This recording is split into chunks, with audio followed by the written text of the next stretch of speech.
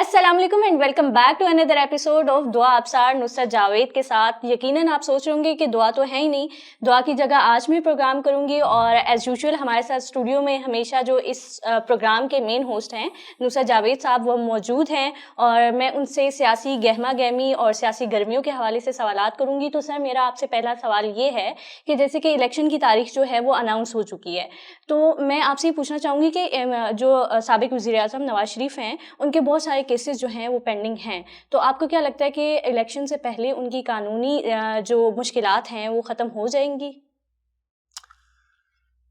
دیکھیے, کیسز تو چاہے 1000 بھی ان کے خلاف ہوں تو وہ ایز سچ کو مسئلہ نہیں ہے.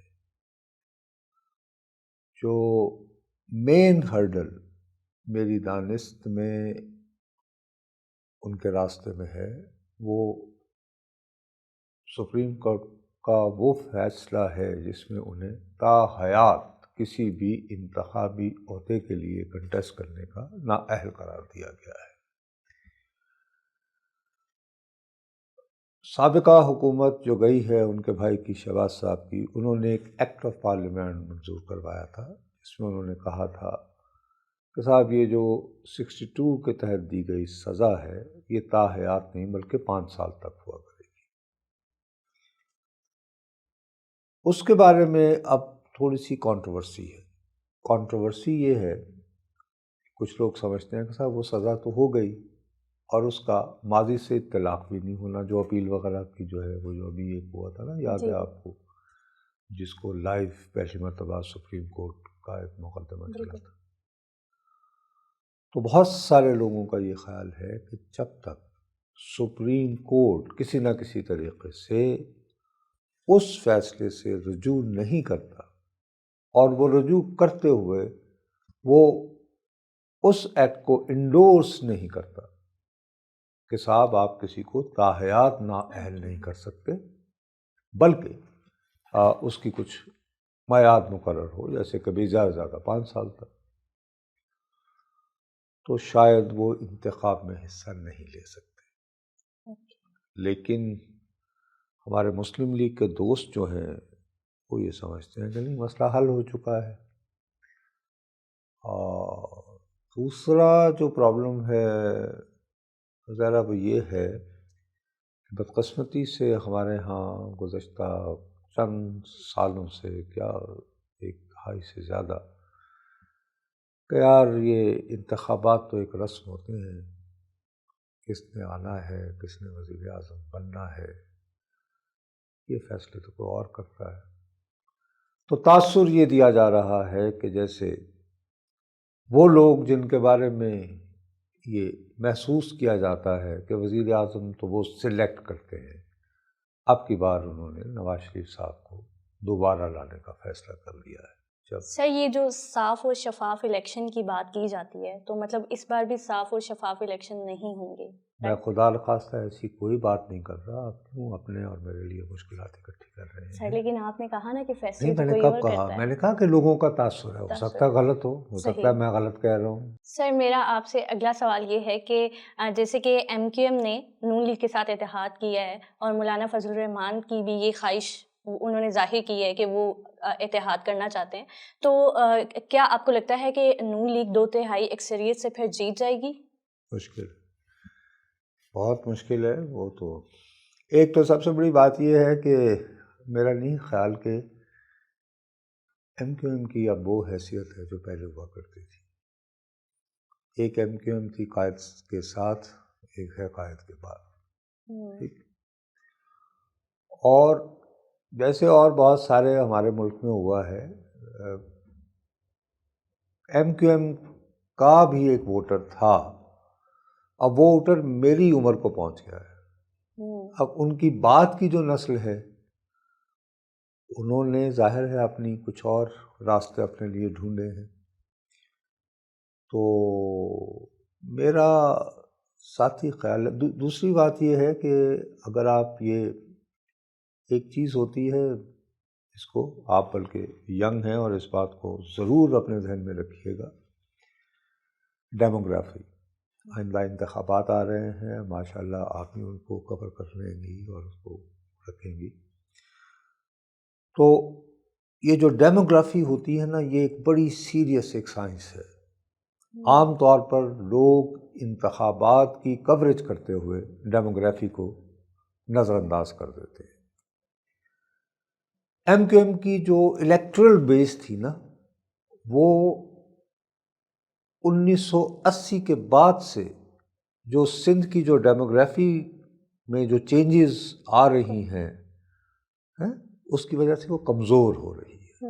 یعنی قائد سے قطع نظر بھی وہ کمزور ہو رہی ہے. مثال کے طور پر میں آپ کو جیسے بات بتاؤں، اس وقت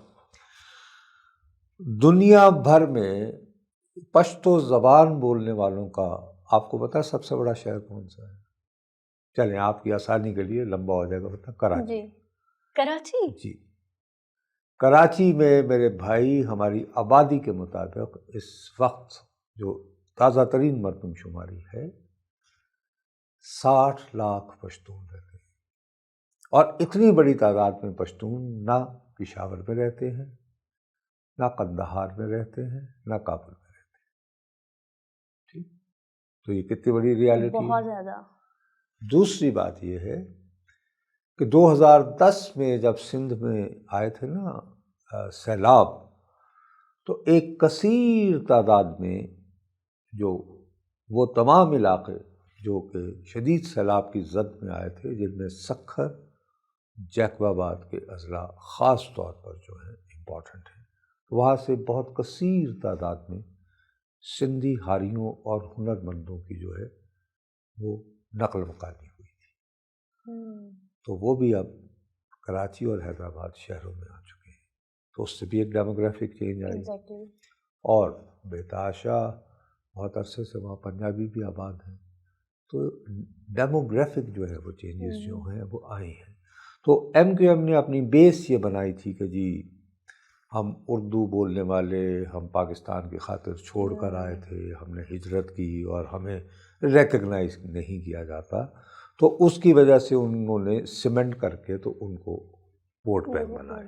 وہ ووٹ بینک جو ہے اب نیو ڈیموگرافک ریالٹیز کی وجہ سے کمزور پڑ رہا ہے. پھر اس میں بعد میں پھر قائد باعد کا مسئلہ بھی شروع ہو گیا اور ان کی اپنی ڈویژنز شروع ہو گئیں. تو اس کی وجہ سے جو ہے اب آپ کو جو ہے وہ نئی وہاں پہ تو ایم کیو ایم کی وہ طاقت اور قوت نہیں رہی ہے. تیسری بات یہ کہ جہاں تک مولانا فضل الرحمان کی بات ہے تو انہوں نے تو کل ہی فرمایا ہے کہ ان کا خیال ہے کہ الیکشن کم از کم وہ تو نہیں لڑ پائیں گے. وہ کہتے ہیں میں اپنے حلقے میں نہیں جا سکتا، اتنی ہے وہ. تو جو بیچارہ اپنے حلقے میں جہاں انہیں لڑنا ہے وہ نواز شریف کی کیا مدد کرے گا؟ یہ انہوں نے خود فرمایا نا کل گفتگو کرتے ہوئے، آپ نے دیکھا ہوگا. جی تو اسی میں یہ کہہ رہے تھے نا کہ میں بہت عزت سے جو ہے ان سے ملنا چاہوں گا. نون لیگ کے ساتھ ویسے بھی ہمارے بہت اچھے تعلقات ہیں. نہیں ان کے بہت اچھے تعلقات ہیں. پی ڈی ایم میں وہ اکٹھے رہے ہیں، لیکن وہ ہیلپ آؤٹ نہیں کر سکتے نون لیگ کو انتخابات میں. وہ تو بیچارے اپنے سروائیول کی دہائی مچاتے اس میں انٹرویو میں نظر آئے ہیں. تو مطلب یہ اتحاد اچھا نہیں ہے الیکشن کے لیے. اتحاد کے لیے بھیا میں یہ آپ اچھا برے کے چکر میں کیوں پڑ گئی ہیں؟ یہ ہے کہ اگر 3 بندے اکٹھے ہوں اور تینوں کے تینوں آپ جیسے کمزور اور منحنی سے ہوں اور ان کے سامنے کھڑا ہو کو پہلوان، تو بس میں تو یہی کہوں گا نا کہ یہ بندہ اکیلا ہی کافی ہے. سر آپ کو کیا لگتا ہے پہلوان کون ہے؟ پہلوان ابھی جو جس کو بنایا گیا تھا وہ آج کل بس وہ کچھ مقدمات میں اندر ہیں سنے. اچھا مطلب لیکن سر اس کے باوجود بھی ان کا ووٹر ابھی بھی انہی کے ساتھ ہے. ان کا ووٹر ان کے ساتھ ہے، لیکن ساتھ ہی یہ کہنا کہ دیکھیے نواز شریف صاحب نے بڑی محنت سے 1985 سے ایک ووٹ بینک بنایا ہے. اس ووٹ بینک کو 16 مہینے کی جو حکومت رہی ہے ان کے بھائی کی شہباز شریف صاحب کی، اس نے شدید جو ہے وہ ڈنڈ پہنچایا ہے. اس کے باوجود جو ہے لوگوں کی ایک کافی تعداد، مؤثر تعداد یہ محسوس کرتی ہے کہ نواز شریف صاحب کے پاس کوئی نہ کوئی ایسا نسخہ ہے کہ اگر اقتدار ان کے پاس ہو تو وہ کوئی نہ کوئی جگاڑ لگا کر، مطلب کو پیلی ٹیکسی کا منصوبہ کر دیا، گرین چینل کر دیا، موٹر وے بنا دیا، تو کوئی نہ کوئی راستہ نکال لیتے ہیں. تو وہ بھی تو ووٹ بینک ہے اپنی جگہ پہ، انہیں انڈرمائن نہیں کیا جا سکتا. لیکن سوال یہ ہوتا ہے کہ پہلے انہیں یعنی پہلے مرحلے میں انتخاب میں حصہ لینے کی اجازت ملے گی یا نہیں؟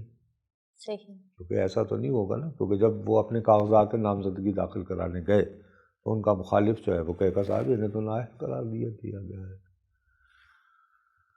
وہ جو وہاں پہ ریٹرننگ آفیسر ہوگا وہ کہے گا نہیں جی یہ ایکٹ آف پارلیمان ہے، میں تو اس کا پابند ہوں. اس کے خلاف وہ جو مخالف ہوگا وہ ہائی کورٹ چلا جائے گا. اب ہائی کورٹ کیا فیصلہ کرے گا؟ ہائی کورٹ کہے گا کہ بھائی یہ تو شاید یہ ہو سکتا ہے کہ ہائی کورٹ کہے کہ جی یہ اس میں تو سپریم کورٹ کے فیصلے کا حوالہ دیا جا رہا ہے، تو بہتر یہ ہے کہ سپریم کورٹ ہی فیصلہ کرتے. تو اب ایسا تو نہیں ہوگا نا کہ صرف نواز شریف صاحب کی راہ بنانے کے لیے ایک شخص کی سپریم کورٹ سارے کام چھوڑ کے روزانہ کی بنیاد پر سماعتیں کرتے ہوئے، اور پھر اس کے باوجود ہمیں کیا یقین ہے کہ بالآخر اکثریت یہ فیصلہ کرے کہ حاجی نواز شریف صاحب صرف 5 سال کے لیے نااہل ہوئے تھے. So there are many ifs and buts. صحیح.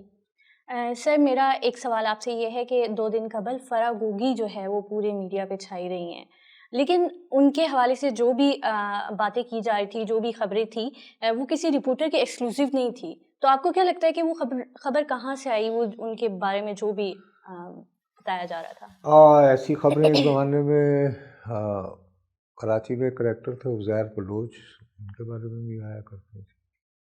ایسی خبریں ایک زمانے میں ایک ہوتے تھے ڈاکٹر عاصم، ان کے بارے میں بھی آیا کرتے ہیں. تو ایسا چلتا رہتا ہے. جب ریاست کسی کے ساتھ خوش نہ ہو تو ان کی یعنی پٹاری کھول دی جاتی. سر بہت خاموشی کے بعد یکدم سے فرح گوگی کے بارے میں سننے کو ملا ہے، تو وہ ذرا پتہ نہیں، مجھے لگ رہا ہے کہ شاید اس خاتون سے کوئی مکمکہ ہو رہا ہے، کوئی ان سے وعدہ گواہ بنانے کی. کون مکمکہ کر رہے سر؟ وہی جو وزیر اعظم بناتے ہوتے ہیں. بہت شکریہ نصرت صاحب. اسی کے ساتھ ہم اس ایپیسوڈ کا اختتام کریں گے. آئی ہوپ کہ آپ کو آج کا ایپیسوڈ اچھا لگا ہوگا. اگر آپ کو اچھا لگے تو لائک، شیئر اور سبسکرائب ضرور کیجیے گا. اللہ حافظ.